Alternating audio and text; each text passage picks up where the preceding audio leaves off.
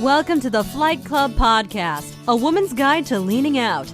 We give you a behind-the-scenes look at business launch and growth through the stories of successful female entrepreneurs. Here's your host, Felina Hansen, founder and CEO of Hera Hub.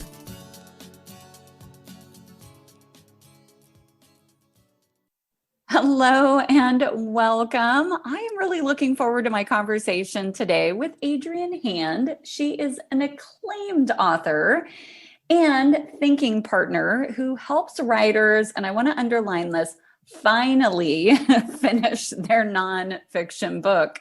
She is known for her personal attention to clients, exceptional writing and editing skills, and strong work ethic. Adrienne's book, The Graceful Exit, co-authored with Mona Hanford, was on the top 10 Washington Post bestseller list for 4 weeks. Adrienne is also a healthcare journalist currently writing about the mental health impact of COVID-19. Welcome to the show today, Adrienne.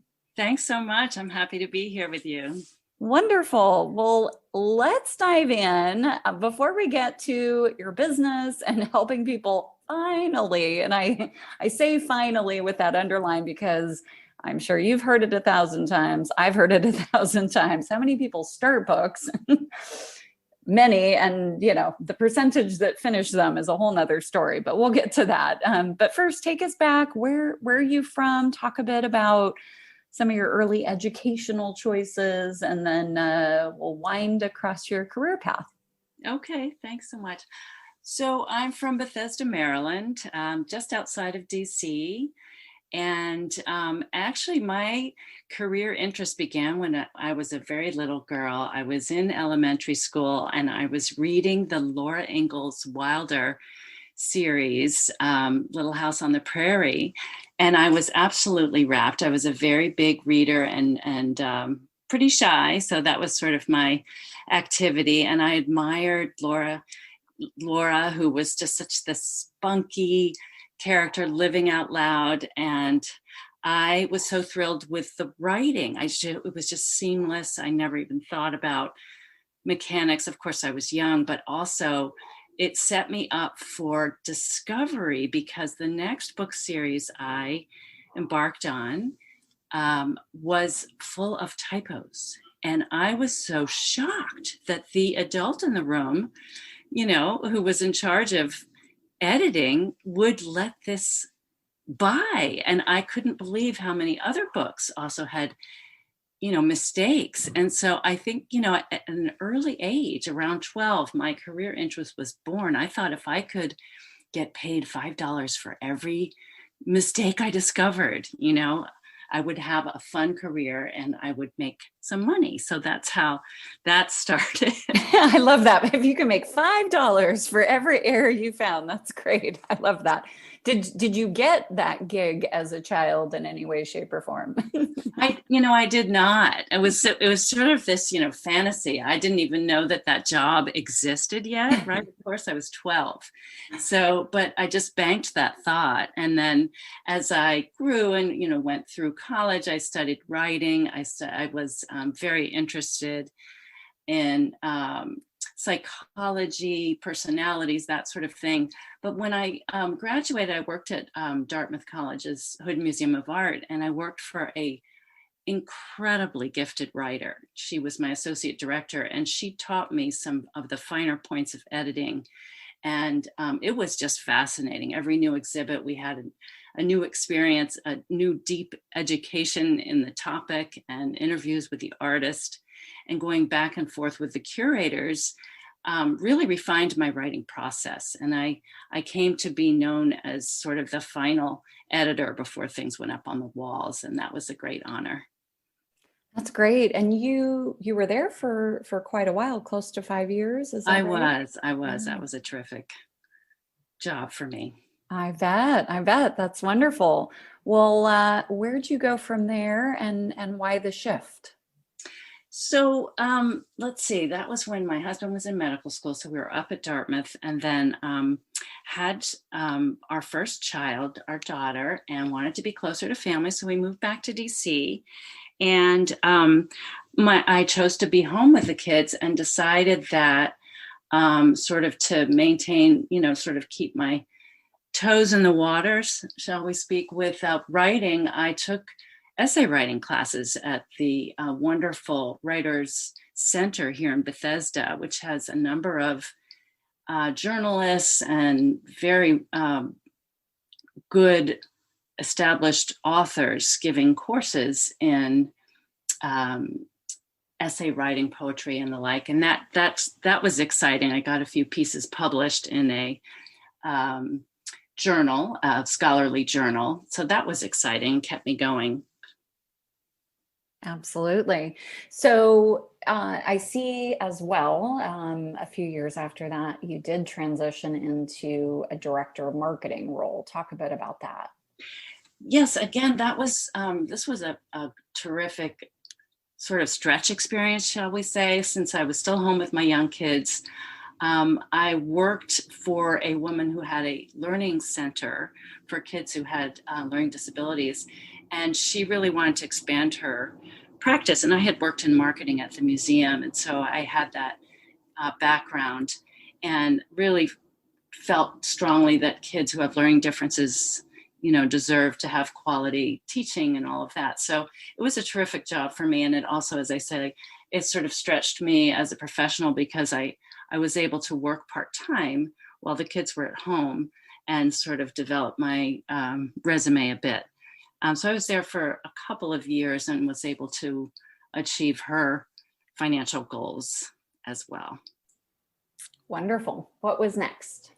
So what was next was I guess my kids were in middle school, and so I was still writing, but I didn't have really a career focus. But a friend of my daughter's, her stepfather approached me and said, "So what do you do?" And I said, "Well, I'm a writer." And he said, "Why don't you send me something sometime?" And here's this guy, he's about 75 years old. He's a career executive. And I didn't know what really this was about. I had no idea. This was his way of seeing if I was going to be a good match to be a co-author, but I had no idea. I sent him something I had just completed, sort of a personal essay, and he liked it and invited me to come sit down. And I quickly learned that he was a fascinating former executive. He had his own consulting business, and what he wanted to do was partner with a writer to co-author a book about sharing leadership at the top levels of business with women.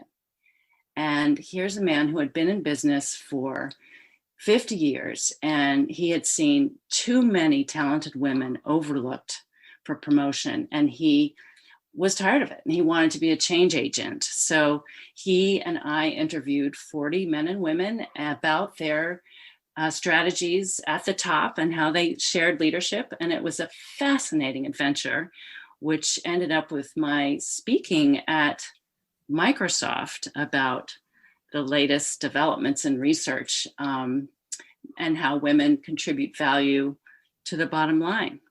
So that was terrific. And I always say I went from my kitchen table to the podium, which was terrifying, but thrilling. I'm curious, did your co-author go on to then do that consulting work within companies as well? Well, he wanted to, but he also had a thriving practice, and he moved to Chicago and was on to his next book. Here's a guy who he did speak at a couple of venues, but he did not continue in that particular vein. So, but I have continued in my outspokenness, shall we say, and I follow the research about how much value women add, of course. Yeah, and the book title is Make Way for Women, Men and Women Leading Together, Improve Culture and Profits. Exactly. If anyone wants to check it out. That's Thanks great. so much. Yes, of course, absolutely. I see you've continued to work in editing the Antiques Coalition? No, I'm not reading that right. Oh, it's hard. Yeah, it's the Sorry. Antiquities. Antiquities. I'm sorry. I'm like, No, my eyes are squinting. My font is small. I apologize. That's Very okay. different than antiques. I apologize. No, that's all right.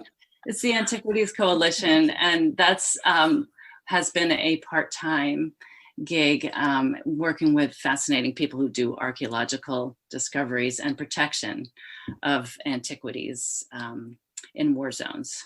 Wow, incredible. Awesome. Well, let's dive into, I mean, obviously you're continuing on this work and this path, but when did you decide to really continue to turn that attention to folks that maybe had, have come up, like you helped John, come up with an idea and actually bring it to market? How long would you say that that's been your focus, Adrienne? So I've been in business about 7 years with Adrienne Hand Editing. And so what happened was, after John Kaiser, my co-author, and I worked together, I worked with Mona Hamford on The Graceful Exit. And then I was referred to another client, Tom Bizzuto, who is a real estate developer in this area, and worked on his memoir. And so then I joined. And at that point, I had joined Hera Hub. And this is where everything started to take off with my career.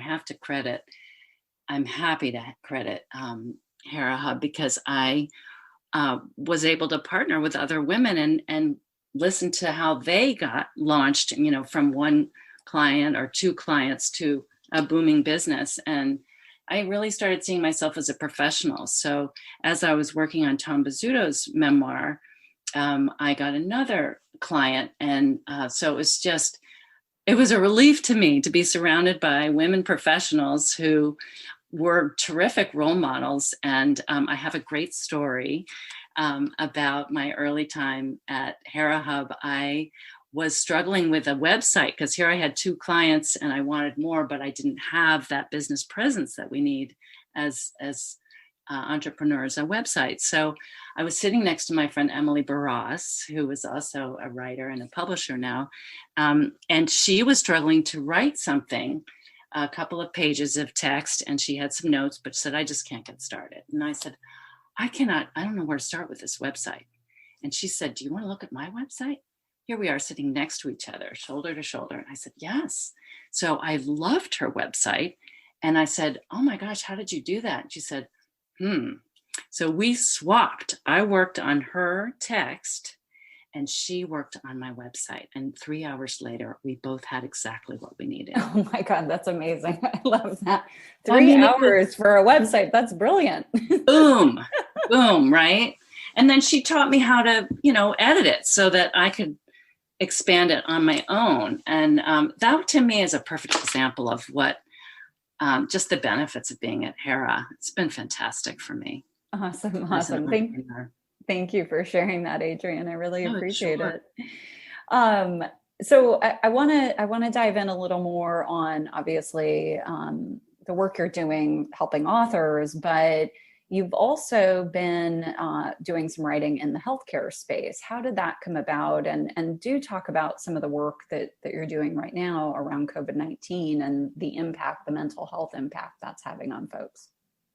So through my work with Mona Hamford, when we wrote the book about hospice and faith, I was connected with the editor of Bethesda magazine, and he asked me what I was working on. I was so concerned because, my kids and a lot of my friends' kids seem to be overburdened with anxiety in the Washington, D.C. area. And I was doing some investigation into that. And he said, oh, well, how about if you write us the title story, the cover story for an upcoming magazine?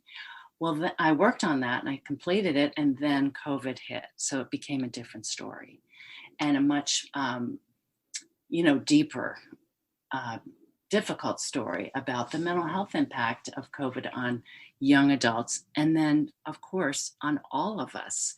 So, pulling back, from focusing on one particular aspect of mental illness, and then taking as a whole the global reality of the effect of this virus on our lifestyle, right? And on our health and our mental health.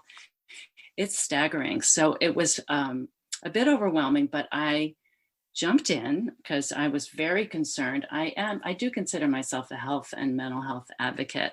We do have concerns in my family. So that was a natural passion to really dive into with this article. And so the article has finished, and I interviewed so many fascinating young adults, families, mothers, psychologists. So it's been, it's kind of difficult, right, to write about something so sort of sad and grievous as this pandemic, but it's also been empowering, I think, to think that we all have a voice and we all can take part in whatever we'd like to see for the future. So that has been inspiring for me. Yeah, that's wonderful. I'd love to spend a few minutes on that, if we may, Adrienne, just in your findings. And I'm now excited. I will definitely go read this article, and we'll share it in the notes on this podcast too, of course. Thank you. Yes, of course. What were, if you had to say top 2 or 3 things that you uncovered, and specifically, I am interested. I mean, as adults, we, hopefully have some coping mechanisms, in place going through this. But to your point, for young adults, and, I've seen so many teens in my life, to your point, just really understandably struggle with this. So what were some of the top things you learned in doing this research and writing the article? Right. So anxiety has tripled in the last year. And predominantly among young people and people of color, and also women, particularly women with small children at home, struggling Zoom classes and Zoom work. I mean, that has been, I think we can all relate to that, anyone who has young kids. And I would say also some of the overwhelming aspects of this disease that have affected people in healthcare, the resiliency that has been just tapped out. But then I've talked with some community leaders, people who have trained, they're called community health workers. This is an entirely new model for delivering mental health care during a pandemic, which is, instead of lamenting the fact that most people don't have insurance and don't have mental health care, train the people who are within each community and are well respected in these neighborhoods in the delivery of mental health care. And that can be as simple as the concept of a friendship bench, which I think was debuted a couple of years ago at a kindergarten somewhere, if I recall, where children who don't feel that they have many friends on a playground at school can sit in the friendship bench, and someone can come over and sit down and talk to them. That's the model, is to install a couple of chairs. It's very simple and no cost, shall we say, to train someone to listen. Because really, my article is called, well, the first line of the article is, how are you really? I mean, that's the question we should be asking, instead of, how are you doing? Oh, well, I have Zoom fatigue and I'm pandemic brain, ha, ha, ha. Well, for a lot of us, it's really not funny. This has been very, very difficult. And depression, suicide, alcoholism, all of those have escalated as well. So it's been troubling, but it was also an incredibly meaningful experience for me to connect with people who really honestly shared their stories, people that are already mentally ill, with more serious diagnoses that are now really much more impacted and struggling. Wow. My goodness, it is again something I've been interested in for a long time, and seeing the rise in anxiety for teens in particular. I do a fair bit of Right. mentoring with teen girls, and to your point, even pre-pandemic, there was, we were seeing this more and more, but throw in a global pandemic on top of it, and to your Right. point, the three X issue that we're dealing with here. It's I hope that we continue to find ways to support these young people, and again, girls in particular. I think throwing in social media to the mix of I all was this. just going to ask you, yeah, did you find that to be a real Oh, it's issue? just, oh, huge. I mean, just the way, I mean, I could talk about this for hours, and we'll pivot back to your other business here in a moment. But um, yeah, I mean, the way we raise girls, and I know it's changing, and I know every mother I know with a young girl is working hard on this, but this idea of intrinsic, drive or value versus extrinsic, having the Yes. world look at us, through a filter on Snapchat or Instagram, and how we're presenting ourselves. And I know boys deal with it too, but girls are Oh, yeah. impacted by this so much more. And I wish I had the answers other than balance, right? And really more education. There was a documentary that came out a dozen years ago or so called Misrepresentation. Do you happen to remember that, or did you? No, no, I'm interested. Yeah, it's called Misrepresentation.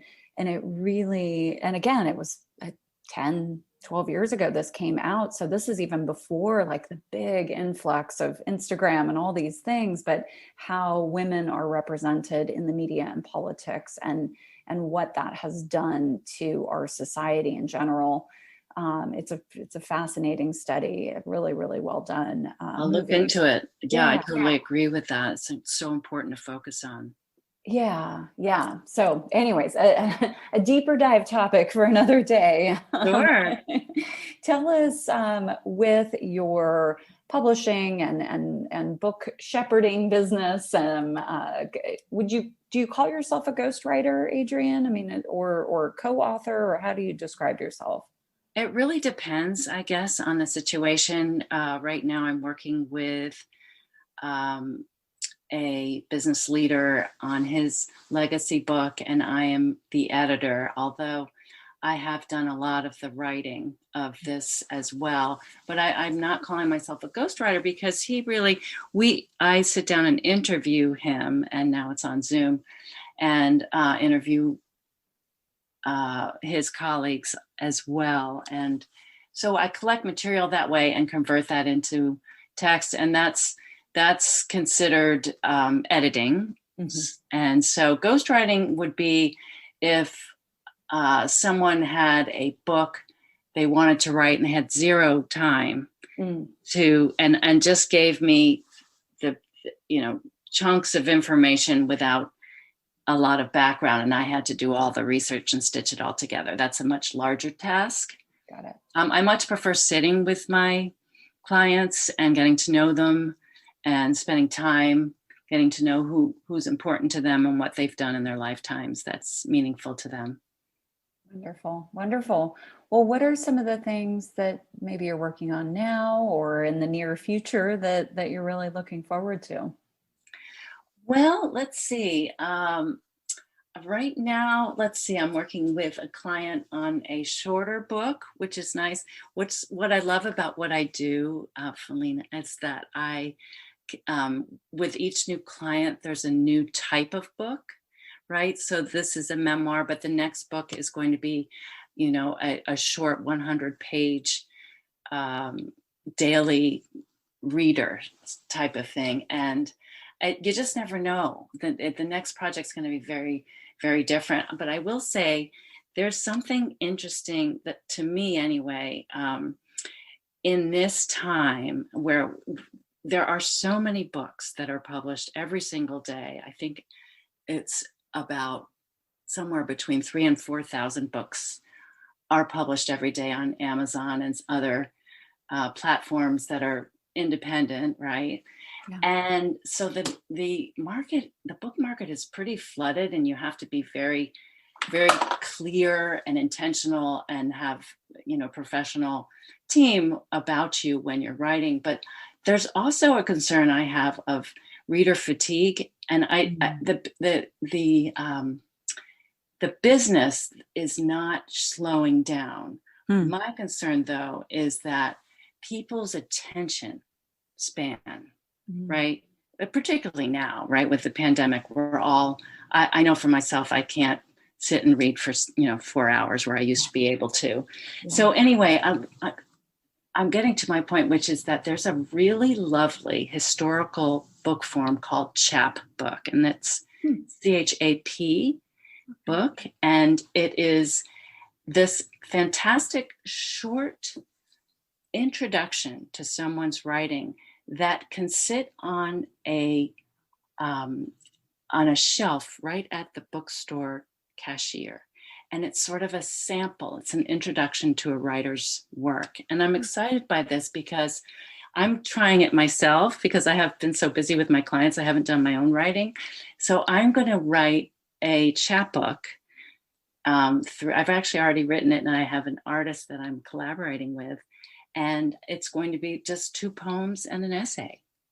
And it will be probably 20 pages.